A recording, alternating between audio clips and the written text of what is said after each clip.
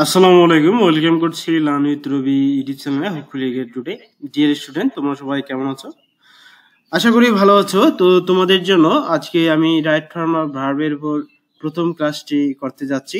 বিশেষ করে তোমরা যারা এবারে honours second year compulsory English পরীক্ষা দিবা, তো তোমাদের জন্য ইংলিশ কম্পালসরি সাজেশন 2024 রেডি হয়েছে।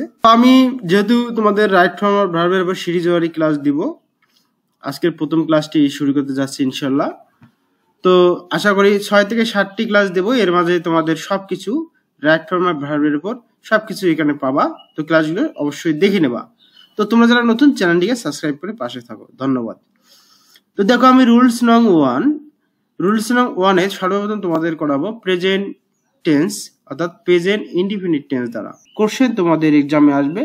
তোমরা অনায়াসে কিভাবে অ্যান্সার করতে পারবা সেই বিষয়গুলো আজকে আমি ক্লিয়ার করে দেব। অর্থাৎ যে কোনো প্রেজেন্ট ইনডিফিনিট টেন্সের তোমাদের কোশ্চেন আসুক না কেন, তোমরা এক বাক্যেই চিনতে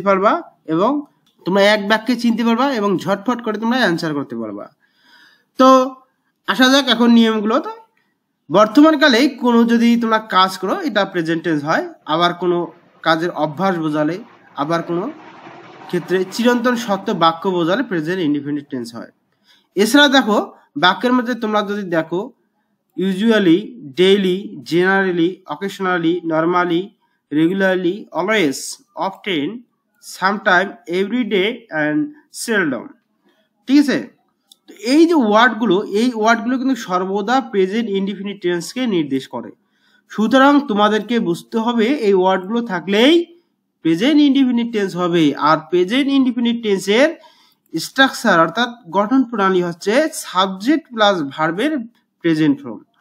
তোমরা যদি এই ওয়ার্ডগুলো লক্ষ্য করো, কিংবা তোমরা যদি দেখো বাক্যটি চিরন্তন সত্য, তাহলে তোমাদেরকে বুঝতে হবে যে এটি প্রেজেন্ট ইনডিফিনিট টেন্স। তোমরা চোখ বুঝে অ্যান্সার করবা সাবজেক্ট প্লাস ভার্বের প্রেজেন্ট ফর্ম, অর্থাৎ ভার্ব যে ফর্মে থাকুক না কেন তোমাদেরকে ওই ভার্বের প্রেজেন্ট ফর্ম রূপ বসাতে হবে। যদি প্রেজেন্ট ফর্ম রূপ থাকে তাহলে তো কোনো কথাই নেই, আর যদি না থাকে তখন ওই ভার্বের প্রেজেন্ট ফর্ম রূপ বসাতে হবে। সেটা হতে পারে বি ভার্ব, যেমন বি ভার্বগুলো রয়েছে আমি, যার, ওয়াজ, ওয়ার, হ্যাভ, হ্যাজ, হ্যাড, এগুলো হচ্ছে বি ভার্ব। এছাড়া মূল ভার্ব অনেকগুলো থাকে, এই মূল ভার্বগুলোর প্রেজেন্ট ফর্ম রূপ তোমাদেরকে বসাতে হবে। তো আমরা এক্সাম্পলে আসি। এক্সাম্পল দিলে তোমরা ক্লিয়ার হয়ে যাবা। দেখো, এখানে বলা হচ্ছে অলওয়েজ হি কাম লেট। তার মানে এখানে বলতেছে সে সর্বদা দেরিতে আসে। তো দেখো, এটি অলওয়েজ রয়েছে এই বাক্যের মধ্যে। তো এটি যেহেতু অলওয়েজ রয়েছে, সুতরাং আমরা বুঝবো যে এটি প্রেজেন্ট ইনডিফিনিট টেন্স। আর প্রেজেন্ট ইনডিফিনিট টেন্সের স্ট্রাকচার হচ্ছে সাবজেক্ট প্লাস ভার্বের প্রেজেন্ট ফর্ম। তো এখানে সাবজেক্টের পর ভার্ব রয়েছে কেম, সুতরাং এখানে ভার্বের প্রেজেন্ট ফর্ম হবে কাম। তো আমাদের অ্যান্সার হচ্ছে অলওয়েজ হি কাম লেট। এরপর আসো every mother loves her child. দেখো, এটি চিরন্তন সত্য প্রবাদ বাক্য। কেন? প্রত্যেক মা তার সন্তানকে ভালোবাসে, এটাই হচ্ছে চিরন্তন সত্য, ঠিক আছে? তোমরা মনে করো কে তার সন্তানকে ভালো না বাসে? সবাই তার সন্তানকে ভালোবাসে, সুতরাং এটি হচ্ছে চিরন্তন সত্য। তো এখানে ডিটা উঠে যাবে, ডিটা উঠলে এখানে প্রেজেন্ট ফর্ম হবে লাভ। তো অ্যান্সার হচ্ছে এভরি মাদার লাভ হার চাইল্ড। এরপর দেখো হি অফটেন মেক্স লেট। তার মানে এখানে বলতেছে অফটেন রয়েছে, ঠিক আছে? অফটেন রয়েছে, সুতরাং আমরা ভাবতেছি এটা প্রেজেন্ট ইনডিফিনিট টেন্স, ঠিক আছে? সুতরাং আমরা এর অ্যান্সার করব ভার্বটার প্রেজেন্ট ফর্ম রূপ। তো এখানে হি অফটেন মেক লেট, ঠিক আছে? ডিটা উঠাই দিতে হবে, তাহলে প্রেজেন্ট রূপ হয়ে যাবে। এরপর দেখো we bat in the river daily. এখানে ডেইলি রয়েছে, সুতরাং তোমাদেরকে বুঝতে হবে এটি প্রেজেন্ট ইনডিফিনিট টেন্স। তো এটির অ্যান্সার তোমাদের করতে হবে, ঠিক আছে?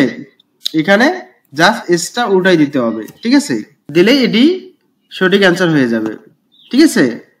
তো এরপরে আসি আইস ফ্লোটস অন ওয়াটার। দেখো, এটি চিরন্তন সত্য বাক্য। যদি তোমরা বরফ যদি তোমরা পানিতে দাও, তাহলে কিন্তু বরফ কিন্তু এমনিতেই গলে যায়, এটাই হচ্ছে চিরন্তন সত্য, ঠিক আছে? সো এখানে এই এসটা উঠাই দিতে হবে, ঠিক আছে? ফ্লোটস হবে। এরপর আসো বিগত যে তোমাদের বছরগুলোতে যে তোমাদের কোশ্চেনগুলো এসেছিল, এই কোশ্চেনগুলোর উপর ডিপেন্ড করে আমি 10টি কোশ্চেন এখানে দিয়েছি এবং এই কোশ্চেনগুলো তোমাদের এখন প্র্যাকটিস করাবো। ঠিক আছে, আশা করি এর মধ্যেই তোমাদের পরীক্ষায় কমন থাকে। দেখো এখানে রয়েছে, আমি একটু বোল্ড করে নিচ্ছি, চ্যারিটি বিগিং এট হোম। এটি চিরন্তন সত্য বাক্য, কেননা দানশীলতা কি ঘর থেকেই শুরু হয়। ঠিক আছে, এটি চিরন্তন সত্য বাক্য, সুতরাং এটির প্রেজেন্ট ফর্ম রূপ আমাদেরকে বসাতে হবে। Every man's love his motherland. দেখো প্রত্যেক মানুষই তার জন্মভূমিকে ভালোবাসে, সুতরাং এর প্রেজেন্ট ফর্ম রূপ বসাতে হবে লাভ, শুধু লাভ বসবে, এসটা উঠাই দিতে হবে, তাহলে আমাদের অ্যান্সার হয়ে যাবে। ঠিক আছে, এখানে অ্যান্সার হবে লাভ।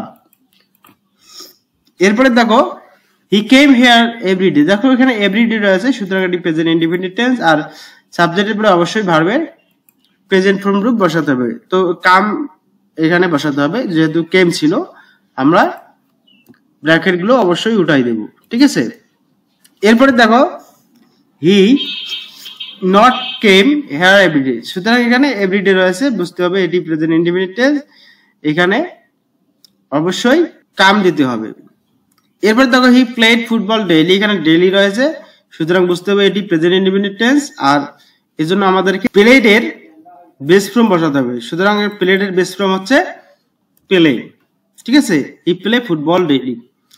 এরপরে দেখো I went to college daily, তো এখানে বলছে আমি প্রতিদিনই কলেজ যেতে চাই, সুতরাং এখানে ডেইলি থাকার কারণে আমরা বুঝবো যে এটি প্রেজেন্ট ইনডিপেন্ডেন্ট টেন্স, আর এটিতে সাবজেক্টের ভার্ব রয়েছে ওয়েন্ট, ওয়েন্টের বেস ফর্ম হচ্ছে গো। ঠিক আছে, তো আমাদেরকে কি করতে হবে, গো বসাতে হবে। এরপরে আসি I not went to college daily. ঠিক আছে, তো এটি এটি এই সেন্টেন্সটির মাঝেও কিন্তু ডেইলি রয়েছে, সুতরাং আমাদেরকে ওয়েন্টের কি প্রেজেন্ট ফর্ম করতে হবে গো। I not go to college daily. ঠিক আছে, এরপর দেখো ম্যান টু বি মর্টাল। দেখো মানুষ হচ্ছে মরণশীল, এটি চিরন্তন সত্য প্রবাদ বাক্য, সুতরাং এখানে বিভাব হিসাবে বসবে ইজ। ঠিক আছে, টু বি উঠাই যে এখানে বসবে ইজ, ম্যান ইজ মর্টাল। ঠিক আছে, এটি চিরন্তন সত্য বাক্য। My parents be dear to me. ঠিক আছে, তো এটি চিরন্তন সত্য বাক্য, সুতরাং এখানে ইজ বসবে। এরপর দেখো Nafiz always trying to save pair.